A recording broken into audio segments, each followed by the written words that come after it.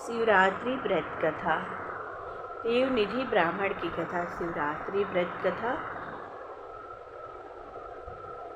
सूत जी ने कहा, हे ऋषियों, अब आप लोगों को एक और श्रेष्ठ कथा सुनाता हूँ, जो सर्वोत्तम और सर्व पापहारी है। ऐसे उत्तम व्रत को श्रवण कीजिए।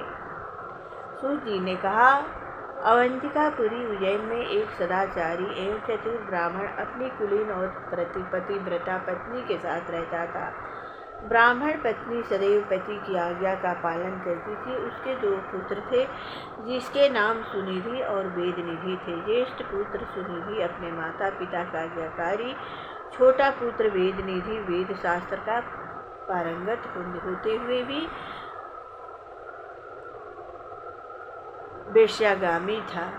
पिता को जब अपने बेटे पुत्र वेदनिधि के दुर्व्यवहार की जानकारी हुई तो कई बार उसने गुप्त विरोध भी किया, परंतु वेदनिधि ने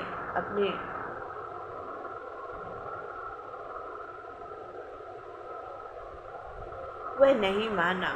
कई बार उसके परिवार वालों ने भी ताड़ना दी, परंतु वेदनिधि अपने दुर्व्यवहार से निवृत्त नहीं हुआ। किसी समय उस नगर के राजा ने वेदनिधि के पिता पर प्रसन्न होकर अपने हाथ की अंगूठी दी। ब्राह्मण ने अंगूठी लाकर अपनी पत्नी को दे दी। उस अंगूठी को ब्राह्मण पत्नी ने सुरक्षित स्थान पर रख दिया, परंतु दुष्ट वेदनिधि की दृष्टि उस अंगूठी पर पड़ी और उसने उस अंगूठी को चुरा कर अपनी प्रेसी वेश्या को दे दिया। एक समय उस वेश्या का नित्य उस राजा के सन्मुख हो रहा था। उस वेश्या के अंगुली में अपनी दी हुई अंगूठी को देखकर ही राजा ने पूछा कि यह अंगूठी तो मैंने ब्राह्मण को प्रदान की थी, तुम्हारे पास कैसे आई? राजा के इस प्रश्न से वेश्या चौंक सी गई और उसने बात बनाने की चेष्टा की तो राजा ने दंडित करने की धमकी दी। तो उसने बताया कि यह अंगूठी ब्राह्मण पुत्र वेदनिधि ने दी है, जो मेरा अनन्य प्रेमी है। राजा ने वेश्या से अंगूठी ले ली और अपने किसी सेवक को सौंप दी। राजा ने दूसरे दिन ब्राह्मण को बुलाया और कहा, ही ब्राह्मण, हमने आपको जो अंगूठी दी थी, कृपा कर आप हमें लौटा दें। हमें आवश्यकता है, बाद में पुनः आपको लौटा दूंगा। ब्राह्मण ने घर आकर अपनी पत्नी से कहा कि जो अंगूठी मैंने तुम्हें दी थी उसको ले आओ। राजा ने मांगी है, बाद में लौटा देंगे। ब्राह्मणी ने जहाँ अंगूठी रखी थी पति की आज्ञा सुनकर उसे लाने गई, परंतु नहीं मिली। बहुत ढूंढने पर भी जब नहीं मिली तो ब्राह्मणी ने अपने पति से अंगूठी न मिलने की बात बताई। ब्राह्मण यह सुनकर कि अंगूठी खो गई है बहुत दुखी हुआ और राजा से उसने अंगूठी खो जाने की बात बता दी। राजा ने अंगूठी के विषय में सारी बातें बताई और प्रमाण स्वरूप ब्राह्मण को अंगूठी वापस कर दी। लज्जा से नतमस्तक होकर ब्राह्मण दुखी मन से अपने घर लौटा और अपनी पत्नी को ऊंची नीची बातें सुनाते हुए अपने पुत्र वेदनिधि को घर से बाहर निकाल दिया। घर से निकाल दिए जाने के पश्चात वेदनिधि कुछ समय तक इधर उधर घूमता रहा और जब वह दयनीय स्थिति में अपनी प्रेमिका गणिका के घर पहुंचा, तब गणिका ने भी उसको अपमानित कर अपने यहाँ से चले जाने के लिए कह दिया। संयोगवश उसी दिन परम पवित्र महाशिवरात्रि का व्रत था। कोई धनी मनी वेश्या शिव मंदिर में शिव पूजन के लिए फल पुष्प भोग सामग्री लेकर मंदिर जा रहा था। वेदनिधि उस धनी वेश्य को शिव पूजा के लिए जाते हुए देखकर अत्यंत प्रसन्न हुआ और मन ही मन सोचने लगा कि जब वह शिव पूजन कर चला जाएगा, तब मैं भगवान शिव पर चढ़ाई गई भोग सामग्री का भक्षण कर अपनी भूख को शांत करूँगा। ऐसा सोचकर उस धनी वेश्य के पीछे पीछे चल पड़ा। वेश्य ने मंदिर में जाकर सविधि पूजन किया। वहाँ और भी संत महात्मा, सत्पुरुष और नर नारी भगवान की पूजा कर रहे थे। पूजन आदि समस्त कार्यों को वेदनिधि देख रहा था। सोच रहा था कि अब ये लोग यहाँ से हटे कि मैं वेद आदि भोग को भक्षण करूँ। ऐसा मन में विचार कर वेदनिधि ने अपनी इच्छा पूर्ति के लिए रात्रि जागरण किया। मंदिर में उपस्थित भोग भगवान शिव की प्रथम प्रहर की पूजा समाप्त कर अपने अपने स्थानों को चले गए तथा कुछ वहीं सो गए। वेद निधि मंदिर में शयन करते हुए लोगों को निद्रा अवस्था में जानकर शिव पर चढ़े निवेद के लिए धीरे धीरे शिव जी की मूर्ति के समीप आ गया। उस समय जलते हुए दीपकों का प्रकाश भी कुछ मंद सा हो रहा था। भगवान आशुतोष शिव जी के ऊपर दीपक की छाया होने के कारण जो सामग्री भक्तों द्वारा चढ़ाई गई थी वह स्पष्ट दिखाई नहीं पड़ रही थी। वेद निधि ने अपने उद्देश्य में सफल होने के लिए अपनी पगड़ी से थोड़ा कपड़ा फाड़ बत्ती बनाकर टिमटिमाते हुए दीपक में उसे डालकर दीपक की रोशनी तेज की, जिसके कारण अंधेरा दूर हो गया। अब उसने शिव जी पर चढ़ाई भोग सामग्री को ग्रहण किया और वहाँ से चल दिया। शीघ्रता के कारण वहाँ सोए हुए लोगों ने उसे देखकर चोर चोर कहकर आवाज़ लगाना शुरू किया तो भयभीत हो वह वहाँ से भाग गया। चोर चोर की आवाज़ सुन राजनियुक्त पहरेदार भी वहाँ उपस्थित तो हो गए और उसे भागता हुआ देखकर पहरेदारों ने उसका पीछा किया तथा उसे रोकने के लिए अपने धनुषों से निराशा साधते हुए बाण छोड़ दिए। बाण लगने के कारण वह वेद निधि घायल होकर वहीं भूमि पर चिल्लाता हुआ गिर गया।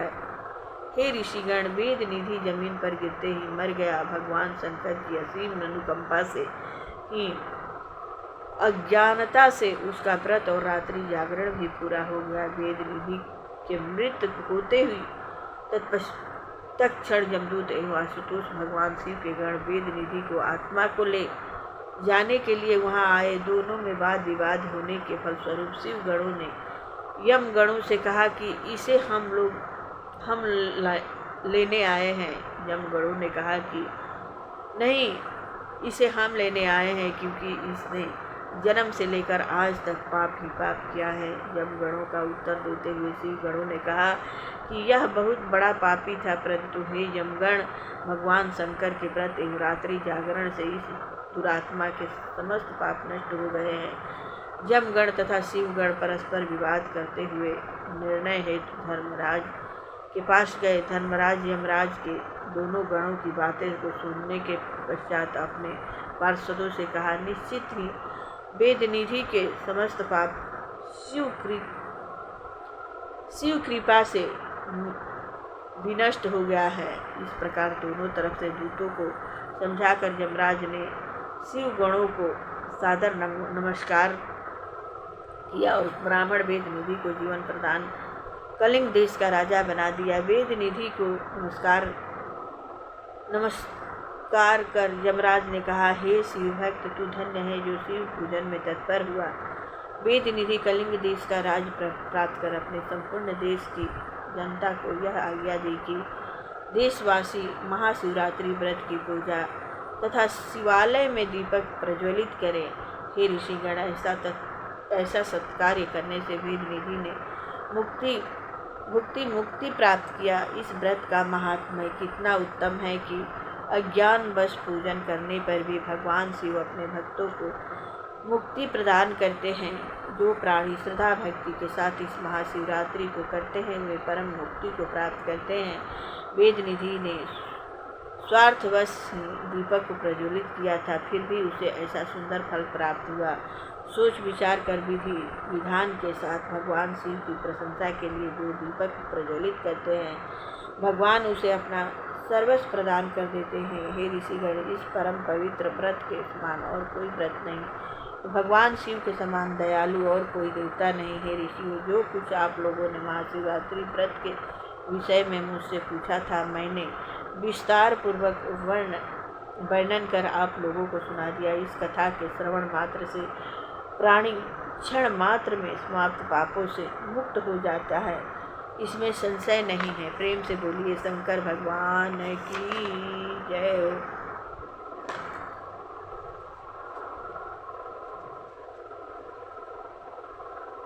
पार्वती ने पूछा, हे देव, यह उत्तम व्रत किस विधि से किया जाता है? इसका उद्यापन कैसे करना चाहिए?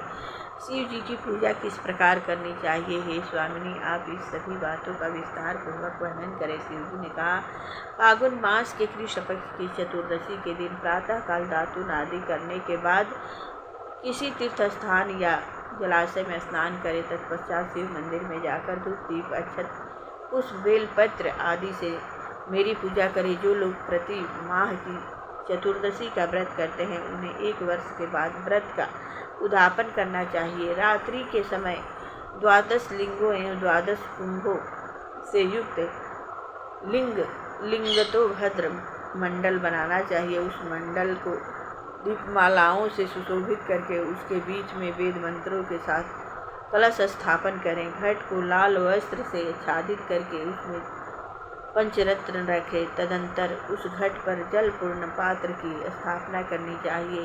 तत्पश्चात पार्वती सहित शिव की स्वर्ण प्रतिमा को वेद मंत्रों द्वारा स्नान करावें। प्रतिमा को कलश के मध्य भाग में स्थापित करके विधि से शिव जी की पूजा करें। पूजन के पश्चात 109 बेलपत्रों द्वारा अग्नि में हवन करना चाहिए। फिर तिल अक्षत जव आदि वस्तुओं को लेकर दुगना हवन करें।